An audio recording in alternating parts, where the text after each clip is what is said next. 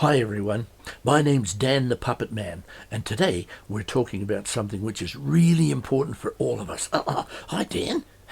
Simon, how's it going today? Great, man. How about you, Dan? Hey, what's going on here?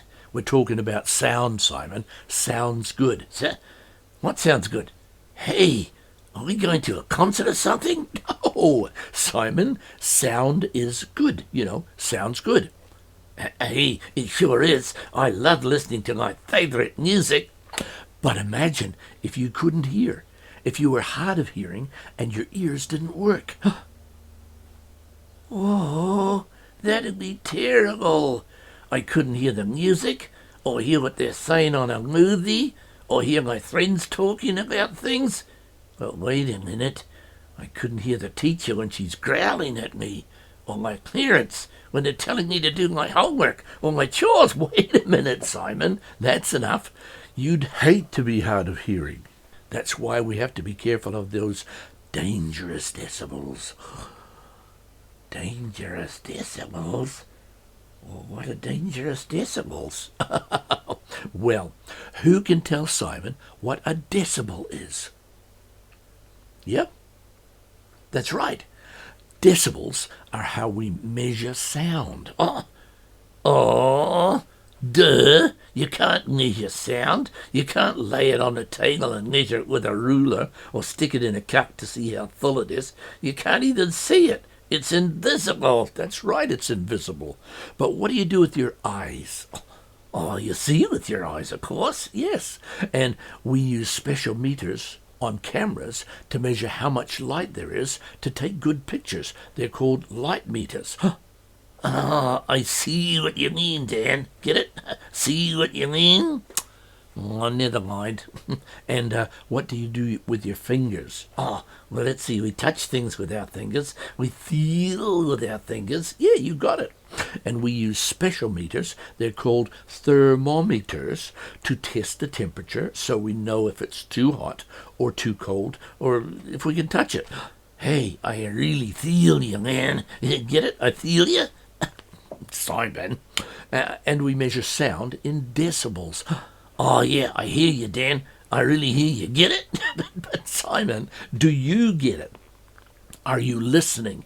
Do you understand? Well, no, actually. That's another problem. Ears hear, but if you're not listening, focusing, trying to understand, the sound means nothing. Sorry, Dan. I think I understand. But how does sound get to our brains? Well, I'm glad you asked, Simon. Sound starts as a vibration, something moving very fast that creates a wave of sound. For instance, when you ring a bell, or clap your hands, or pluck a guitar string, you create waves of sound. Oh, wow. Vibrations. Yes, vibrations that move through the air to your ears. That's amazing. Well, why can't you see them? Why are they invisible? Well, you can see them if you know what you're looking for. Wow, I want one of those. Well, you can't have one. They're too loud for me, and they're bad for your ears. This is really interesting, Dan. But I'm going to go and get some of my friends so we can all learn how dangerous decibels work. See you later. See you, Simon. Well, while we're waiting for Simon to get back with his mates, why don't we do a couple of experiments to see how sound travels through the air?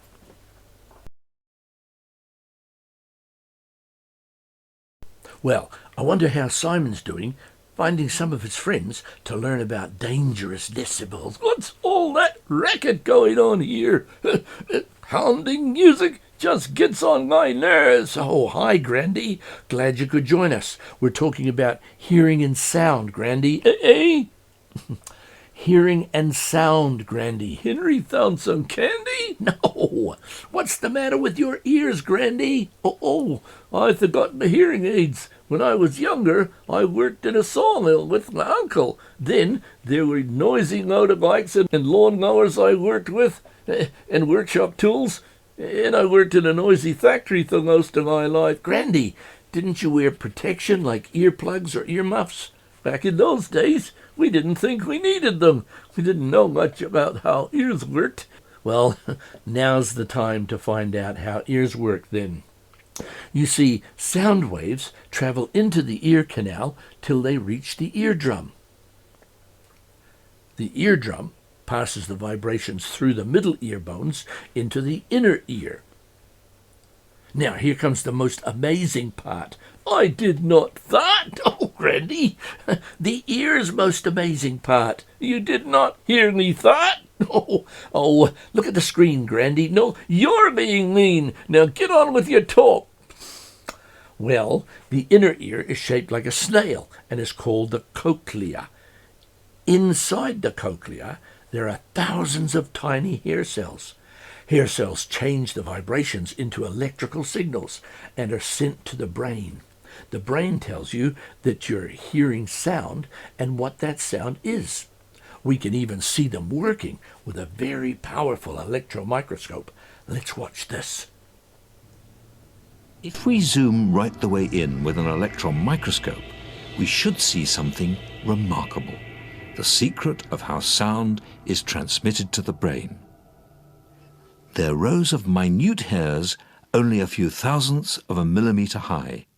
As noise vibrates them, they send electrical signals to the brain which we experience as sound. It's fascinating to watch, and we're about to see it happen. Take a closer look at these V-shapes. They are, in fact, clusters of 3 lines of hairs which are part of a built-in amplifying system. Now, if we take a look below, we should see the rest of the amplifier. There we are. The hairs are sticking out of a cell underneath, shaped like a sausage. It's actually been possible to isolate one of these hair cells, so let's see what it does when we play it some music. You might recognize the tune. 1, 2, 3 o'clock, 4 o'clock, rock. 5, 6, 7 o'clock, 8 o'clock, rock. 9, 10, 11 o'clock, 12 o'clock, rock. We're going to rock around the clock tonight. The joint's jumping, literally. The excited response of these hair cells amplify the faint vibrations that arrive here from the outside world. And they do it so well that we can actually hear the sound of a pin drop. Unfortunately, Grandy, we're only born with a certain number of these tiny hairs. If the sound is too loud, the stereocochlea can get bent or broken. This will cause the hair cell to die, and it can no longer send sound signals to the brain. Once the hair cell dies, it'll never grow back. Never! Well, I can see why my ears don't work now, and I can't hear any of this anyway. I'll go get my hearing aids. Oh, and it wasn't me that thought it was Dan. What a smell. Grandy! Well, I guess there isn't anything wrong with his nose, even though he has problems with his ears. Well, I wonder if any of Simon's other friends are going to be joining us today to find out about... Oh, hi Dan, did I miss it? Simon said you were talking about something dangerous and invisible. Well, yes, Tama. No, you didn't miss it. We're talking about dangerous decibels. That's sound that's so loud it can damage your hearing. Oh, so we need to check the level of the sound to make sure it's safe without using some hearing protection. Yeah, it really hurts my ears when my brother turns up his sound really loud. Why is that, Dan? Well, you don't need it too loud, Tama. Sounds that are 85 decibels or above can permanently damage your ears.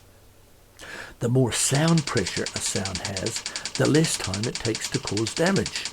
Oh, well, what kinds of sound can hurt your ears, Dan?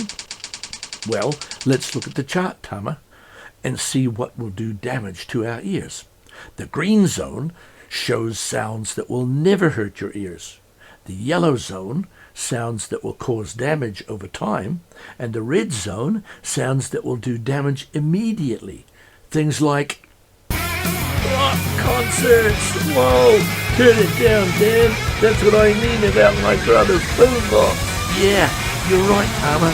That's 120 decibels, and your ears are damaged in just 10 seconds. Uh-oh. My uncle shoots one of these. He says to wear earplugs for that. Good idea, Tama. A shotgun puts out 160 decibels, and one shot can cause damage. Wow. Oh, that's what Grandy uses in his workshop, and he doesn't wear anything on his ears. Well, we know that, Tama. That's why Grandy is hard of hearing and has to wear hearing aids. That's 105 decibels. Damage is caused in less than 15 minutes. What doesn't cause damage, Dan? Well, things like normal conversation. It's just 70 decibels, Tama. You can listen all day without any harm to your ears.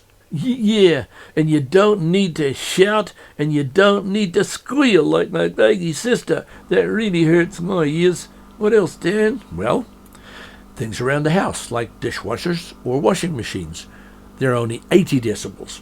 They don't damage your ears at all. Oh, so what do I need to do? Its sound is getting too loud and hurting my ears. I'm glad you asked, Tama. There are 3 ways to protect your ears when sounds are getting too loud. Oh, okay. Tahi, what's number 1? That's easy, Tama. Just walk away. Moving away from the sound reduces the decibel level. Oh, cool. What about Rua number 2?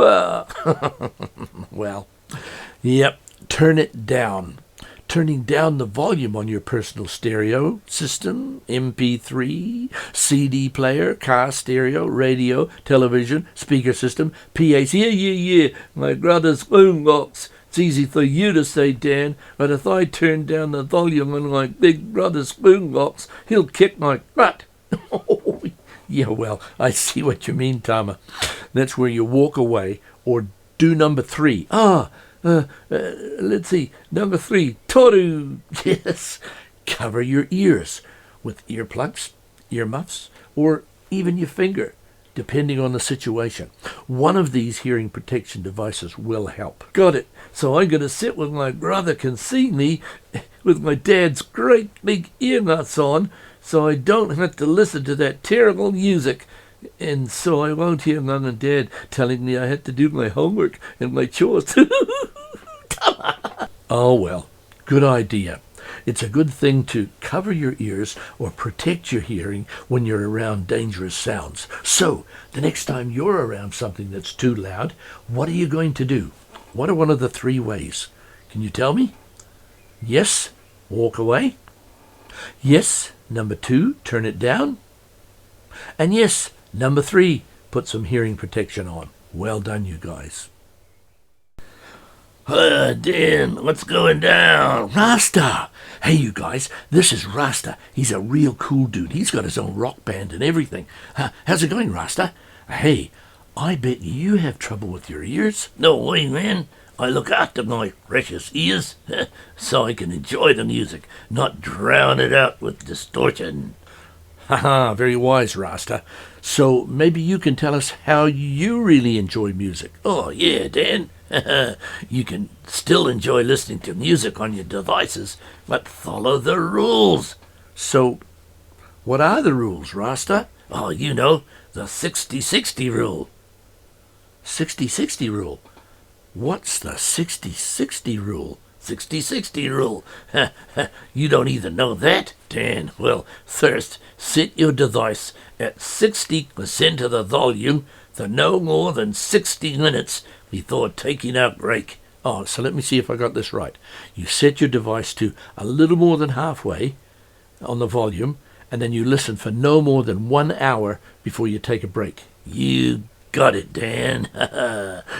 Ears that have time to rest have time to recover and are less likely to get damaged. So what do you do, Rasta, when you're playing in your rock band? Oh, I wear headphones. If you listen too loud for too long, it damages your ears. Headphones cut out the other sounds around you, and you get a better sound without blowing out your ears. Whoa. Great, Rasta. Thanks for showing us how to look after our ears. Hey, would you like to hear my rap about looking after your ears? You got a new rap? Oh, how does it go? It goes like this.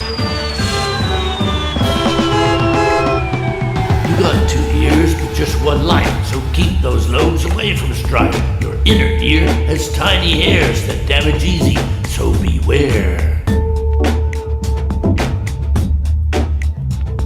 If sound is loud and goes on long, those little hairs just ain't that strong. Don't put them under an attack.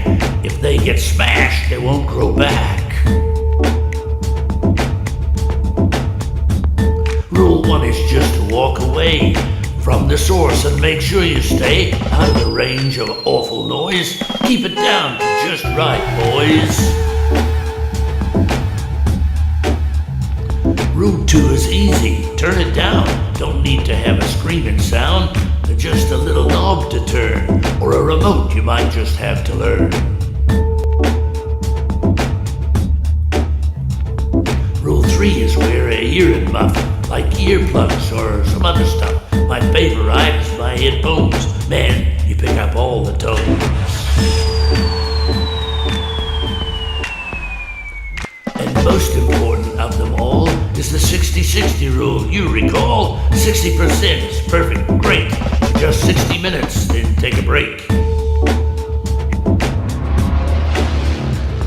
So remember all the soundproof rules, and you'll have the special tools to protect those cool ears of yours.